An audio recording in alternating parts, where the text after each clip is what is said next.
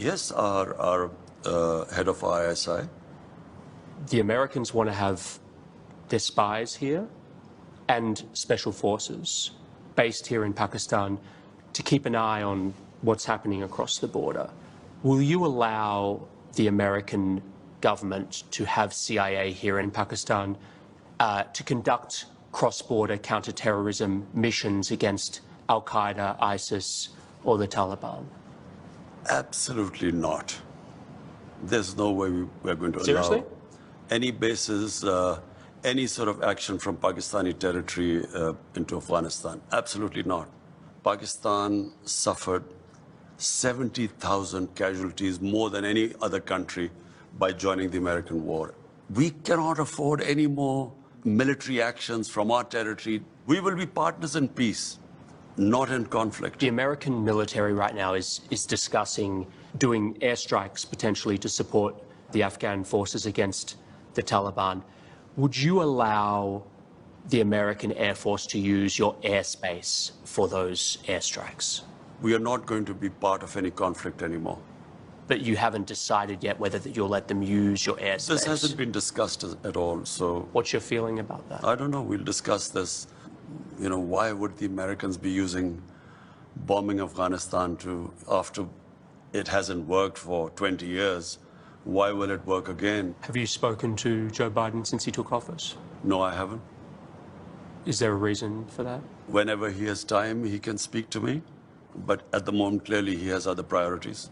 What would you say to him if you had a meeting with him? The U.S. has a big responsibility. Most powerful nation in the world. This is almost 1.4 billion people living in the subcontinent. We are held hostage.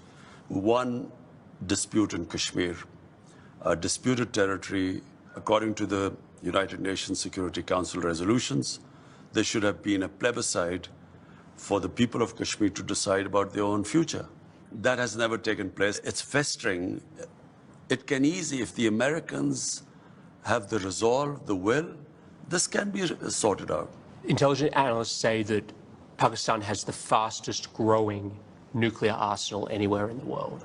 I don't know where they've come up with this. Pakistan's nuclear arsenal is simply as a deterrent to protect ourselves. But you're growing it, not shrinking it. I'm not sure whether we are growing it or not, because really? As far as I know, our nuclear, the only one purpose, it's not an offensive thing. Any country which has a neighbor 7 times the size as Pakistan has would be worried. Is your goal vis-a-vis India and Pakistan nuclear disarmament? I'm completely against nuclear arms. I always have been.